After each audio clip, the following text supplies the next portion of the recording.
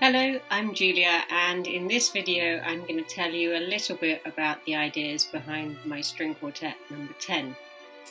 This one is a bit of an aria. There's something very operatic about this big impassioned melody set against these repeating semiquavers in the background. And in the back of my mind I think I had the idea of Mozart in this at his most dramatic. Each phrase is a kind of duet. It starts off with the second violin singing this big 8-bar phrase, which ends on the dominant, and it's kind of a question. And it's then answered in the same manner by the first violin, who resolves to the tonic. And in the second phrase, we get the same sort of thing happening, but this time it's the cello asking the question, and then the viola responds. And it's harmonically very simple. The underlying chord sequences don't change throughout the piece. It's just a series of repeating phrases. Each time we get this sense of a question and an answer. But even from the start, there's a bit of a sense of anxiety. We've already got this little chromatic figure within the semiquavers, which clashes a bit with the rest of the accompaniment, and it keeps on persisting. So even when we get our answer each time, it's not a full resolution. It's still got this chromatic phrase underneath, questioning us, as though we've got an answer, but it's not quite the full answer. There's still something more. At C, these counter melodies appear in the first violin and cello, and this builds on this sense of unease. We get these C naturals that clearly don't fit into our harmonic structure. We're in B minor. Incidentally, this is another nod to Beethoven here. C natural is the flattened second degree of the scale, the Neapolitan. And if you listen to the opening of the Appassionata Sonata, you can see what Beethoven can do with that. So these counter melodies don't quite as overtly question and answer one another, but they're still related.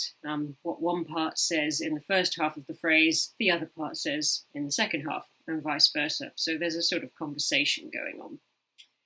And meanwhile, subtle changes are starting to happen in the accompaniment. We're going slightly off kilter with the viola phrases starting to cross the bar line. There's nothing too obvious at this point, but it's just a hint that something's happening here. And at D, this becomes more obvious. The chromatic figures in the first violin are now clearly crossing the bar line. They're in the wrong place in the bar, and that all makes things a bit more uncomfortable. And similarly, the conversation and counter melodies between the second violin and the viola now, they're offset slightly. So the second violin is playing exactly what the cello played before. But the viola, although it's playing what the first violin played in the previous section, it's come in a bar early. It's all been brought forward a bit. It's as though it's sort of interrupted. And all of these things combined now make this passage feel quite tense. It feels a little bit lost. It's as though there are too many people talking at once and you can't quite latch on to what anyone's saying. So we need a resolution. We just need someone to shout, listen. And in a sense, we get it at E, where we lose all of the melodies completely and we just have the rhythmic accompaniment with these chromatic passages taking over. So although it's not necessarily a climax in terms of dynamics and we've lost the melodies at this point, but I think this probably is the focal point of the piece. This is sort of saying, just listen to what's really going on underneath it all. From F, it's as though everyone starts talking again. We get a mixture of melodies and accompaniment, and the accompaniment is slightly disjointed now with this syncopated motif.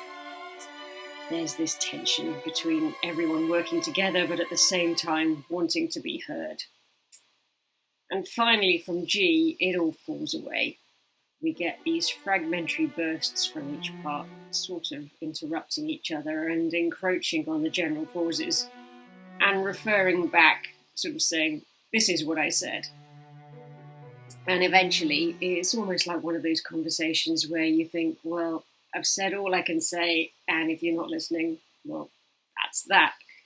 It all just sort of gives up, dies away. So it's kind of a conversation between the four parts of the string quartet, but not an entirely comfortable one. There are places where it's a case of straightforward questions and answers, but in other places, they're all having their own conversation. It's as though everyone's talking in their own little world and no one else is quite listening. And sometimes that's how conversations are.